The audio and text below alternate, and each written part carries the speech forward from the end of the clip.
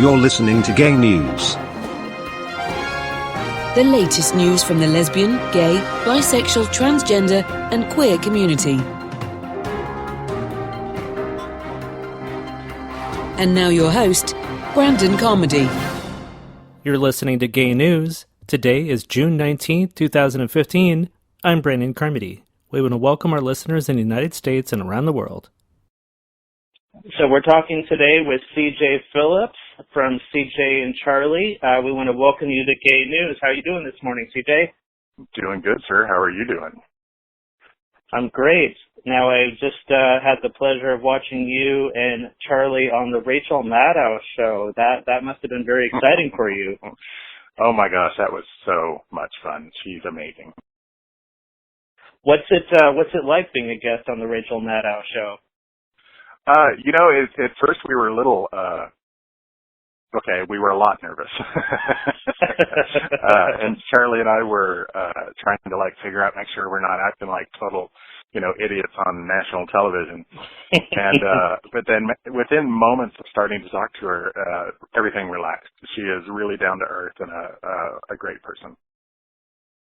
That was a great episode. I really saw her just beaming with energy. She was so happy to have you on. I was really impressed. Yeah, and it's funny. She mentioned at the beginning she had some friends who had referred to their gardens as the Gardens of Versailles or something like that, and we actually know those guys. So it's such a small world. It's awesome. Sometimes it's all about who you know. Now, exactly. If you wouldn't mind, just tell our listeners a little bit about you and Charlie. I have just a brief introduction here. It says that you've been together since 1996, that you are engineers, doggy dads, madly in love. Let's go from there. Tell us the CJ and Charlie story in a nutshell. Who are you two lovely folks? In a nutshell, we're just a couple of average guys. We are engineers. We both work in the semiconductor industry. In the technical side of the house. So we spend a lot of time on computers, right? Doggy dads were engaged with a rescue group, a local rescue group, and, right now we've got way too many dogs in the house. Let's just say that. So, and then, it's funny, madly in love, the story behind Charlie and I don't know if you know, I was kicked out of the Air Force for being gay. And wow. I know, right? When I first moved to Portland, I had a bit of a chip on my shoulder. I didn't want to be in a relationship because it was someone I was in a relationship that got me kicked out. And I'm like, nope, not going to do it. I'll date, I'll have fun, but I'm not going to be in a relationship. And Charlie had just moved to Portland from the South in East Tennessee. And he was, also in that same mindset. So mutual friends introduced us, and they would tell each of us, don't get serious about CJ. Don't get serious about Charlie. He's fun to hang out with, but he won't commit to a right. relationship. And we were both like, excellent. And almost 20 years later, here we are. I see that. No, that's fantastic. And have you great. lived in Portland? Have you lived in Portland together the whole time? I hear that you might have done some time in Texas. We did do some time in Texas. Our employer started a design center down there in 2003, so we went down to help ramp up that design center. And we spent almost a decade in Texas, in Austin, which was awesome. Austin is a wonderful town. It just happens to be, it's this little sea of blue in a very, very large, or a little island of blue, in a very large sea of red, right? But the heat finally got to us after that long, and we had to come home to Portland. And we've been back for a few years now, and we're so glad to be back. I can imagine. Now, as I'm sure you probably anticipated these questions coming, it would appear that the two of you have become known and done a lot of interviews because you have purchased a little website on the internet. So why don't you go ahead and tell our listeners what website did you and Charlie purchase, and when did you purchase it, and how did this all come about? Okay, so Charlie and I are the proud owners of the domain jebbushforpresident.com. And we got that domain. We were living in Texas at the time, and it was 2008, and President Obama had just gotten into office, and there were already these internet memes going around, ha ha ha, 2016 is going to be Jeb versus Chelsea, playing the whole, dynasty card, right? And about that same time, or slightly prior to that, Texas had passed some really crappy legislation that would allow folks to basically go to a court and say, hey, CJ and Charlie are in a relationship that mimics marriage, and all of our legal protections that we had tried to be put in place would be null and void, right?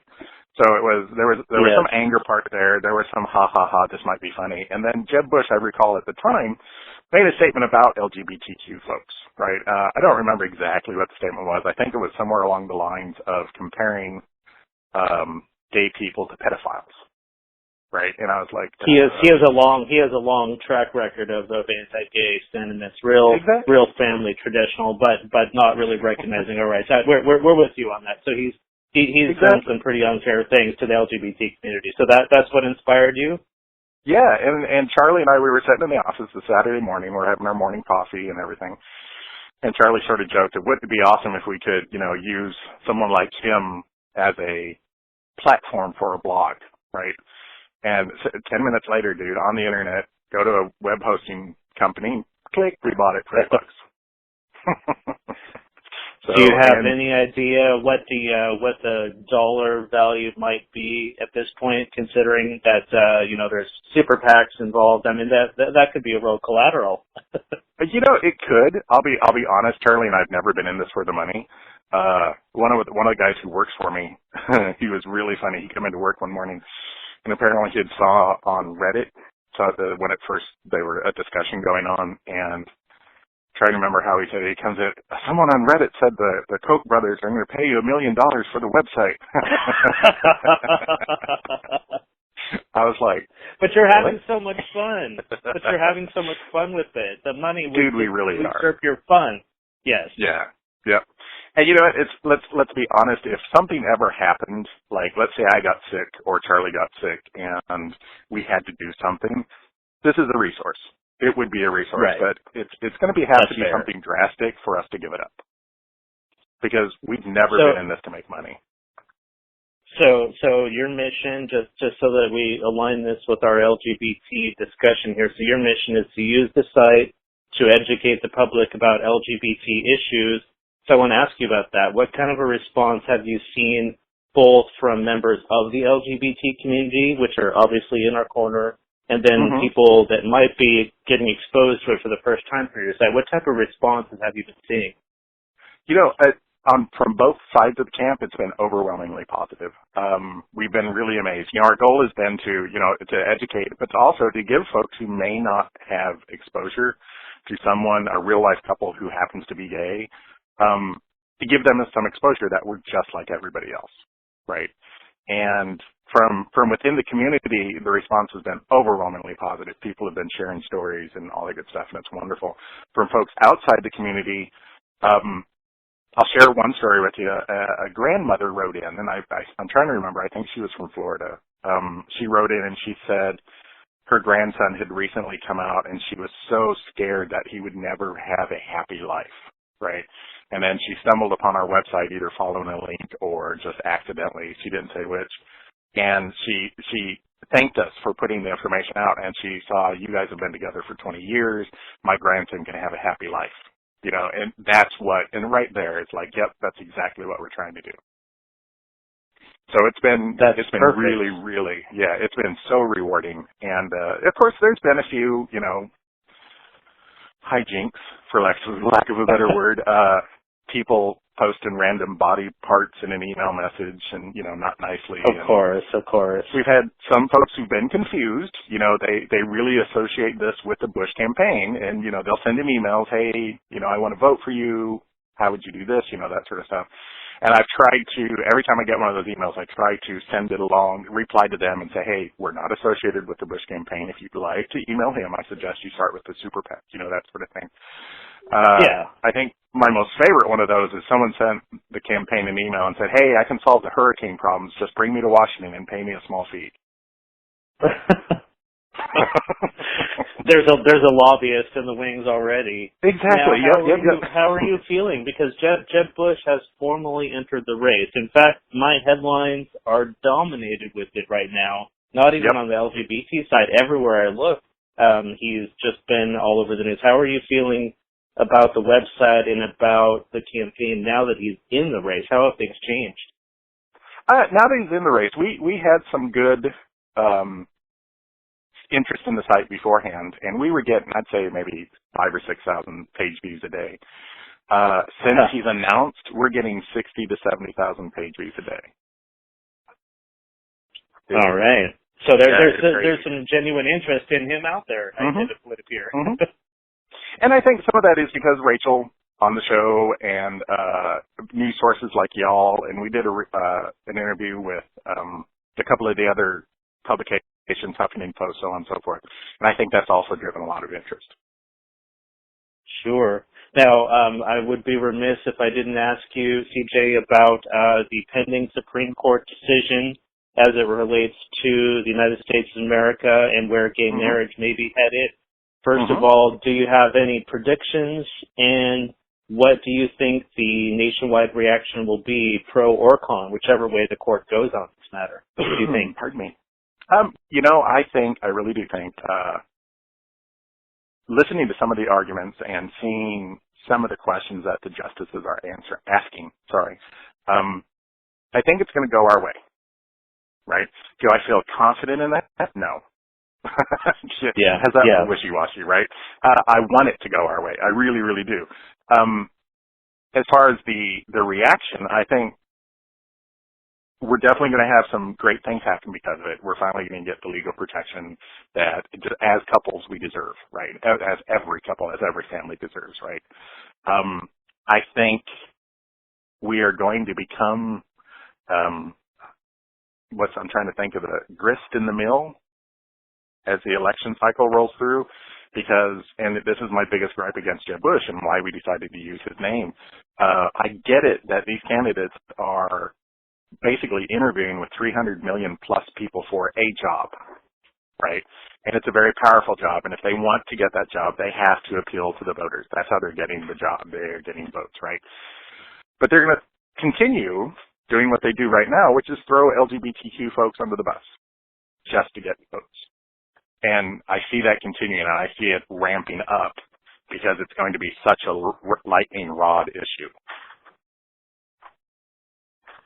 So if that were the case, so going with the best case scenario, which would be the Supreme Court lays out a roadmap for nationwide gay marriage and protections across the land, our struggles and the work that we need to do definitely does not end there with the Supreme Court, from what I'm hearing. Absolutely. Yeah, absolutely not. We are still going to have work to do.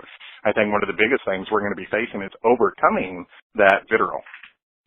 Because there are people out there who have never met an LGBTQ person, or they don't know that they've met an LGBTQ person, right? And all they're going to have to go by is what these talking heads are telling them and what their churches are telling them and what their communities are telling them about what evil creatures we are, right? And it's just not true. And it's going to be up to folks like you and like us who are trying to, no, look, we're normal, average, everyday human beings. We have jobs, we have families, we worry about, do we have enough money saved for retirement? Have we paid the gas bill? Did you take out the trash? All that good stuff. We have lives, and we live them just like everybody else. We're going to have to overcome that stigma of, oh, gays are after your kids, gays are after your husbands, gays are after your wives, Yeah. That's our biggest battle, in my opinion. Well, I thank you very much for coming on the show, CJ. I concur with you. We have a lot of work to go, but here's hoping that the Supreme Court will open the door towards our future. Last question, 2016, do you have any predictions? Wow. Jeb Bush? I would say he is probably, from the GOP side, he's probably the front runner. I would say. Of course, I'm a little clueless about politics. I'll be honest with you, right? I'd say he's front runner. If you ask me if I have a mild conspiracy theory that a lot of the more virulent GOP front candidates are there to whip up that voting base for the GOP, and then they'll drop out and cast and say, hey, you should vote for this person instead. If the GOP is smart, that'll be a moderate person who can appeal to both sides of the fence, right? But then because these other candidates have done such a great job of rallying the voter base, they'll still vote for that person, right? On the Democratic side, of course, there's Hillary. She's awesome. There's Bernie. He's awesome. I don't know much about, I want to say his name is Patrick. He's an Irish fella. Honestly, I'm clueless, right? Yeah, and we have Martin O'Malley. That's it. That's him. That's the guy, right? From their candidacies and from their histories, I like them as, that forward-thinking thing, but right now I'm not predicting anything, and I don't know who I'm even going to vote for at this point. It's going to depend who we come down to for the final two.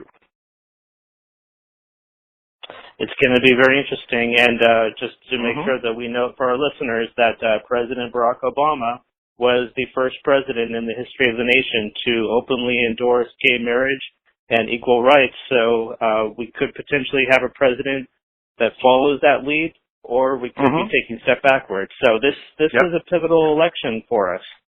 It really is. And you know what? If I was to expand that a little bit, I want to vote for the candidate who's going to take all of America forward.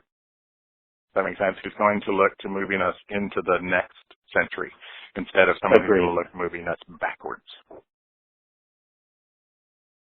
So, well, I really appreciate you coming on the show and participating in this discussion. It's been fascinating to see you and Charlie on the various interviews, and we thank you so much for coming on Gay News today. Best of luck with the website, and we'll be watching. Right on. Thank you, sir, very much. It was great talking to you. You have a great morning. Thank you, sir. You too, bud. Bye.